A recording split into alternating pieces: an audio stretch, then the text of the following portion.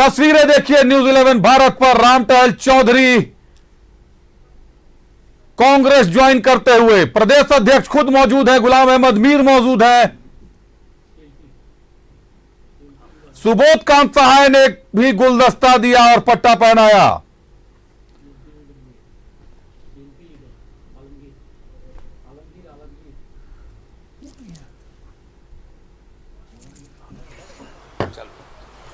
इस वक्त तस्वीरें देखिए, रामटहल चौधरी सीधे रूबरू हो रहे हैं आपसे। आज के इस कार्यक्रम में उपस्थित आदरणीय पवन खेड़ा जी, आदरणीय गुलाम अहमद मीर साहब, आदरणीय राजेश ठाकुर जी, आदरणीय आलमगीर आलम जी, आदरणीय सुबोध कांत सहाय जी, आदरणीय बंधु तिर्की जी और आदरणीय शाहजादा अनवर जी, और आज के इस कार्यक्रम में सभी पत्रकार बंधुओं और मीडिया के भाइयों, मैं आज कांग्रेस में इनकी नीतियों से प्रभावित होकर के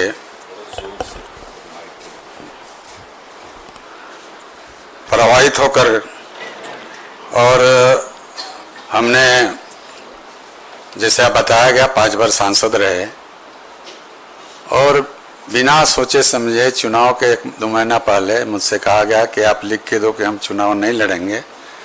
हम कहा ये तो तानाशाही है, आपको करना था तो पहले बात करना चाहिए था। तो उसी समय हमने रिजाइन किया पार्टी से और फिर चुनाव भी लड़ा। तो हमारे यहाँ शुरू से पूरे देश का दौरा, जो राहुल जी का दौरा हुआ, हमारे यहाँ झारखंड में भी 5 दिनों तक उनका दौरा हुआ, उस समय काफ़ी प्रभावित रहा। और भारत जोड़ो आंदोलन इन्होंने बहुत लंबी यात्रा की। जाड़े के दिनों में वे गंजी पहन के घूमते थे। अब आम आदमी को भी लगता था कि बहुत कष्ट में हैं, और उस हालत में भी इन्होंने देश का दौरा करते रहे। झारखंड में भी 5 दिनों तक इन्होंने दौरा किया। इससे मैं काफ़ी प्रभावित हुआ। और इन्होंने साथ साथ ये बातें जो बराबर बोलते रहे कि जिसकी जितनी भागीदारी उतनी उसकी, जितनी जिसकी उनकी उतनी हिस्सेदारी, ये नारा था। और जातीय जनगणना जो आवश्यक है, और जब तक जातीय जनगणना नहीं होगा तब तक उसका हिस्सेदारी पता नहीं चलेगा। तो इस पर इन्होंने, जो कि देश की आम जनता है, ये चाहती है कि हाँ जातीय जनगणना हो, और इस मुद्दे को बराबर उठाते रहें और चाहते भी हैं। इससे मैं प्रभावित हूँ। और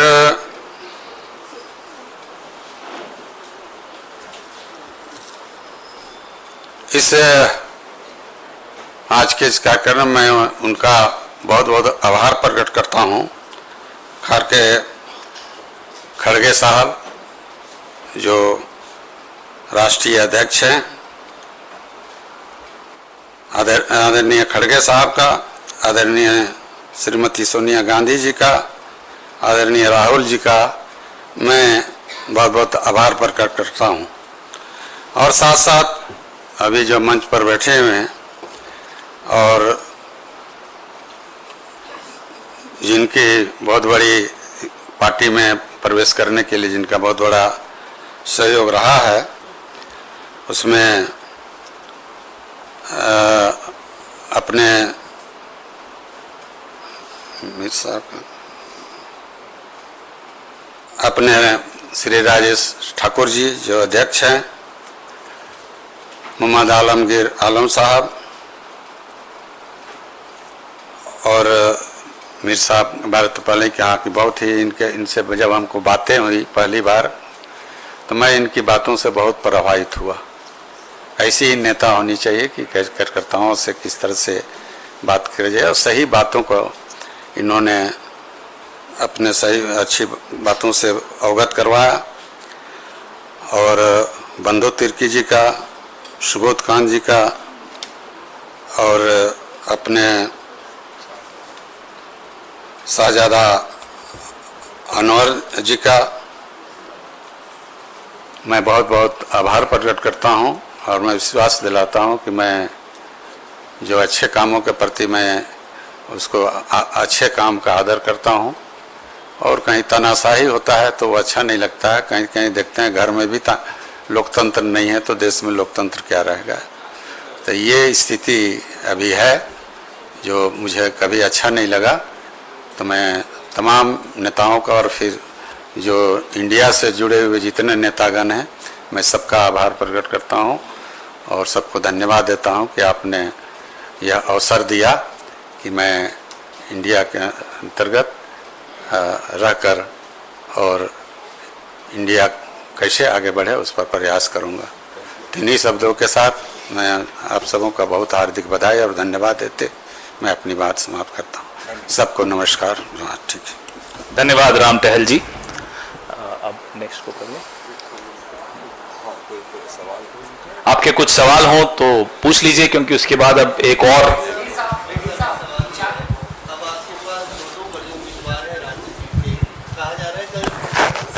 बैठक में रांची की सीट को होल्ड पे डाल दिया गया। अब राम टहल चौधरी जी भी आ गए और सुबोध जी भी बैठे हैं।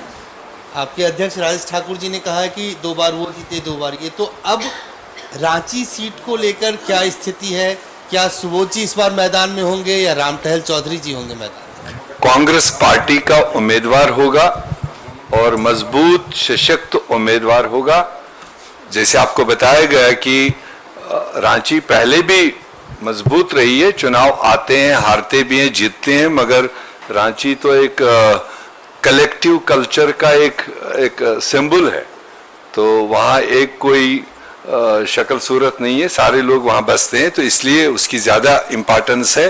अब जब चूंकि एक और एडिशन हुआ राम टहल चौधरी का, जिनका मैंने ऑलरेडी बता दिया, मेरे ख्याल से ये दोनों और पूरा पार्टी का संगठन वहां डट के चुनाव लड़ेगा और कांग्रेस पार्टी का मजबूत उम्मीदवार मैदान में होगा। और हम उम्मीद करते हैं सबसे पहली सीट का जो ऐलान होगा वो रांची का होगा। नहीं, ये जो इन्होंने भी बताई थी रोकने की बात तो कहीं नहीं है। हमारे यहाँ जो सीटें कांग्रेस को मिली है, और जैसे आप जानते हैं कि इलेक्शन कमीशन ने इतना प्रोलॉन्ग शेड्यूल दिया है 7 फेजेस का। तो पहला फेज तो अभी 2 दिन पहले नॉमिनेशन कंप्लीट हुआ, लास्ट फेज 4 जून को वोटिंग है। तो इसलिए हमने भी अपनी सीटों का फैसला 1st, 2nd, 3rd में हमारे यहाँ कोई चुनाव नहीं, 4th, 5th में जो सीटें आ रही थी उनका अनाउंसमेंट हो गया। 6th और 7 में जो हमारी सीटें पड़ रही वो आप आने वाले 2-3 दिन में देखेंगे। उसमें ऐसा कुछ भी नहीं है कि कोई होल्ड है या कोई रोका गया या टोका गया। रूटीन वे में अपना काम चल रहा है।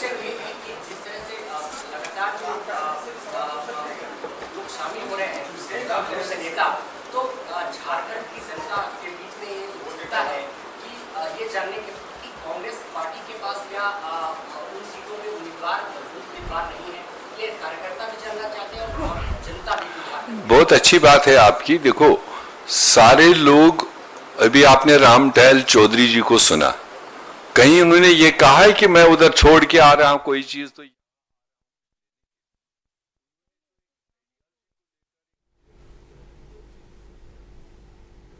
तो दल बदल की बयार तेज हो गई है। 5 बार से भाजपा सांसद रहे थे राम टहल चौधरी, झारखंड के लिए चर्चित नाम। 2019 में भाजपा ने टिकट काट दिया, टिकट काटकर संजय सेठ को टिकट दिया गया। संजय सेठ भारी मतों से विजयी रहे।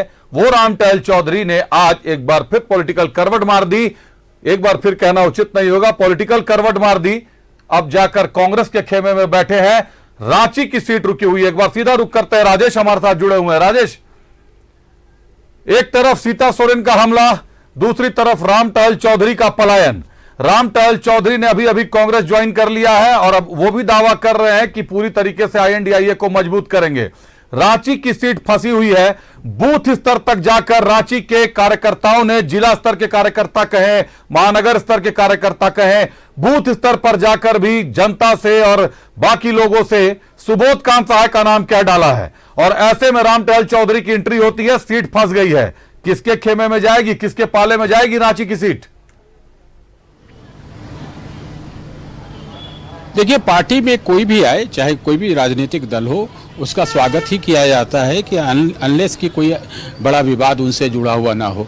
तो कांग्रेस में जाने की इच्छा थी उनकी, तो वो जा रहे थे। वैसे आपने देखा कि जब 2019 में उनका टिकट कटा था तो वो काफी गुस्से में थे, आक्रोशित थे। उन्होंने फुटबॉल सभा भी की थी, चुनाव भी लड़ा था, लेकिन कितनी फुटबॉल छाप से निर्दलीय चुनाव लड़ा था। और उस समय का जो माहौल था, उसका चुनाव लड़ा था और उन्हें कितना वोट आया, जमानत भी जब्त हो गई थी राजेश। और संजय सेठ जो बीजेपी के प्रत्याशी थे, बिल्कुल 29-30 हजार के लगभग उनको वोटर। लेकिन राम टहल चौधरी में इस बात को लेकर एक इल्म था उनको कि शायद वो बीजेपी रांची से जीतती है तो वो उनकी ही बदौलत जीतती है, यानी उनका जो कास्ट कॉम्बिनेशन है वो बड़ा फैक्टर रहा है। लेकिन राजेश जो कल्चर डेवलप हो रहा है, राजेश जो दल बदल का कल्चर डेवलप हो रहा है कि गीता कोड़ा छोड़कर आई तो उनको सीट टिकट दे दिया गया, सीता सोरेन का टिकट दिया गया, जबकि पहले सुनील सोरेन के नाम की घोषणा की गई थी, ये एनडीए ने किया। उसके बाद आज कांग्रेस ने कर दिया, पहले उन्होंने जेपी पटेल के नाम की सूची जारी कर दी और अब पैराशूट लैंडिंग हो गई है राम टहल चौधरी की। तो ये कहीं ना कहीं निश्चित तौर पर लैंडिंग से पहले तो तमाम शर्तों पर बातचीत हो चुकी होगी, तमाम पहलू देख लिए गए होंगे, तमाम पहलू आजमा लिए गए होंगे। लेकिन चाहे जो भी कहें, कांग्रेस मजबूती तो दिखा रही है। मंच पर सारे दिग्गज मौजूद थे, चाहे सुबोध कांत सहाय की बात करें, प्रदेश अध्यक्ष राजेश ठाकुर की बात करें, प्रभारी गुलाम अहमद मीर की बात करें, सीएलपी आलमगीर आलम की बात करें, शहजादा अनवर साहब की बात करें, सभी के सभी मंच पर मौजूद थे, मजबूती दिखा रहे हैं। कहीं ना कहीं राम टहल चौधरी का संरक्षण भी दिख रहा है। देखना दिलचस्प होगा कि इस पैराशूट लैंडिंग को धरातल मिल पाता है या नहीं। बहुत धन्यवाद राजेश आपका हमारे साथ जुड़ने के लिए, तमाम जानकारियों के लिए।